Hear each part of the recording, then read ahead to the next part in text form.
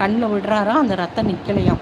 அப்போ வந்து அவங்க குரு ஒன்று சொன்னாராம், ஊனுக்கு ஊன் கொடுத்தா சரியாகணும். அப்போ ஊனுக்கு ஊன் கொடுக்கும்போது சரியாகும்னா அப்போ கண்ணுக்கு கண் கொடுத்தா சரியாயிருமான்ட்டு ஒரு கண்ணை வலது கண்ணை பறித்து சிவபெருமானுக்கு வச்சதும் அந்த ரத்தமெல்லாம் வரதெல்லாம் நின்றுதான்.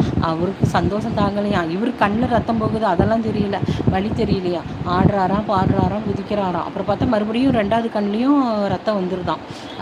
அப்போ வந்துட்டு என்ன ஆகுது, அச்சோ ரெண்டாவது கண்லேயும் ரத்தம் வருதே அப்படின்ட்டு என்ன பண்ணுறாரு, ஏன்னா ரெண்டாவது கண்ணையும் பிடிங்கிட்டா கண்ணு தெரியாதுனால அவர் இடது கால் செருப்பு காலோட அப்படியே எடுத்து இடது கால் பக்கம் கண் மேலே வச்சுட்டு இவர் கண்ணை குத்த போகும்போது ஒரு கை வந்து பிடிக்குதான். ஆனால் அந்த கை வந்து வளையல் போட்டிருக்கான்.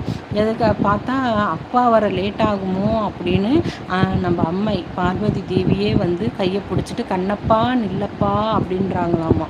அப்போ வந்து என்ன ஆகுது, அவர் அப்புறம் பின்னாடி